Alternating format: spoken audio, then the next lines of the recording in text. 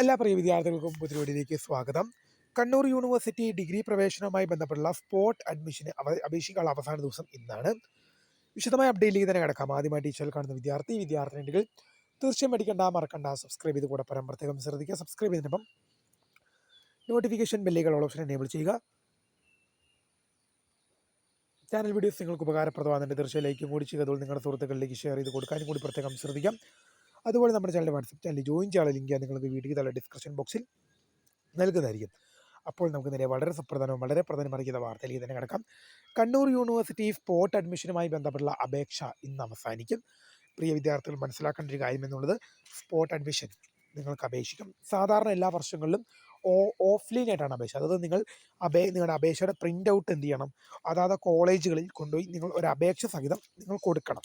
അപേക്ഷ സഹിതം കൊടുക്കുന്ന അപേക്ഷകൾ മാത്രമേ പരിഗണിക്കുകയുള്ളായിരുന്നു. പക്ഷേ ഈ വർഷം മുതൽ കുറച്ചും കൂടെ സിസ്റ്റമാറ്റിക്കായിട്ട് ഓൺലൈൻ സംവിധാനത്തിലേക്ക് മാറിയിരിക്കുന്നു എന്നുള്ള വിവരം ഓർക്കേണ്ടതാണ്. അതായത് നിങ്ങളുടെ കയ്യിൽ ഒരു മൊബൈൽ ഫോൺ അല്ലെങ്കിൽ ഒരു ഇൻ്റർനെറ്റ് കണക്ഷൻ ഉണ്ടെങ്കിൽ നിങ്ങൾക്കും സ്പോട്ട് അഡ്മിഷൻ അപേക്ഷിക്കാൻ സാധിക്കും എന്നൊരു വസ്തുതയിലേക്കാണ് യൂണിവേഴ്സിറ്റി ഇപ്പോൾ കൊണ്ടുവന്നിരിക്കുന്നത്. അത് നിങ്ങൾക്ക് ആപ്ലിക്കേഷൻ്റെ പ്രിൻറ്റും അപേക്ഷയുമായിട്ട് കോളേജുകളിൽ കയറി ഇറങ്ങേണ്ട ആവശ്യമില്ല. നിങ്ങൾക്ക് ഓൺലൈനായിട്ട് തന്നെ നിങ്ങളുടെ പ്രൊഫൈലിനകത്തോടെ തന്നെ നിങ്ങൾക്ക് സ്പോട്ട് അഡ്മിഷൻ അപേക്ഷിക്കാം. പരമാവധി ഒരു കുട്ടിക്ക് 10 ഓപ്ഷൻ അലോട്ട്മെൻറ്റായി നൽകാം.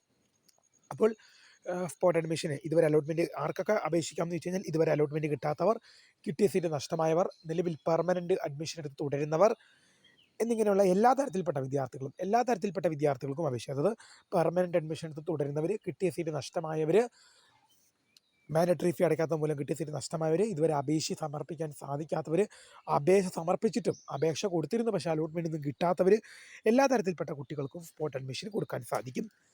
പിന്നെ സ്പോട്ട് അഡ്മിഷന് കിട്ടിയാൽ പോകണമോ എന്നുള്ളത് നിർബന്ധമുള്ള കാര്യമല്ല. നിങ്ങൾക്ക് സ്പോട്ട് അഡ്മിഷനിൽ നിങ്ങൾക്കൊരു സ്കൂളും ഒരു കോളേജും ഒരു കോഴ്സും കിട്ടിക്കഴിഞ്ഞാൽ, നിങ്ങൾക്ക് സ്പോട്ട് അഡ്മിഷനിൽ പുതിയൊരു കോളേജും പുതിയൊരു കോഴ്സും നിങ്ങൾക്ക് കിട്ടിക്കഴിഞ്ഞാൽ പോകണം എന്നുള്ളത് നിർബന്ധമുള്ള കാര്യമല്ല. നിങ്ങൾക്ക് താല്പര്യമുണ്ടെങ്കിൽ പോയാൽ മതിയാകും. അതുകൊണ്ട് തന്നെ നിങ്ങൾ കൊടുക്കുമ്പോൾ പേടിക്കേണ്ട ആവശ്യമൊന്നുമില്ല. പക്ഷേ അലോട്ട്മെൻറ്റ് കിട്ടാത്ത വിദ്യാർത്ഥികളെ സംബന്ധിച്ചപ്പോൾ എനിക്കെന്ന് പറയുകയാണെങ്കിൽ, ഞാൻ കണ്ണൂർ യൂണിവേഴ്സിറ്റിയിലാണ് ഡിഗ്രി പഠിക്കുന്നത്. പക്ഷേ എനിക്ക് കിട്ടിയത് സ്പോട്ട് അഡ്മിഷനിലാണ്.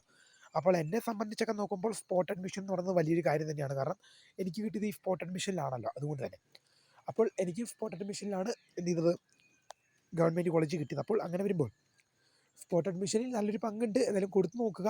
പരമാവധി ഒരു കുട്ടിക്ക് 10 ഓപ്ഷൻ കൊടുക്കാം. അപ്പോൾ വീഡിയോ ഇഷ്ടപ്പെട്ട ലൈക്ക് ചെയ്യുക, ഷെയർ, സബ്സ്ക്രൈബ് ചെയ്യുക. ഇതിൻ്റെ റാങ്ക് ലിസ്റ്റ് ഉടൻ തന്നെ വരും, അത് നമ്മൾ അറിയിക്കും. അപ്പോൾ പുതിയ കാണുന്നതിന് ഫൗണ്ടർ താങ്ക്സ് ഫോർ വാച്ചിങ്.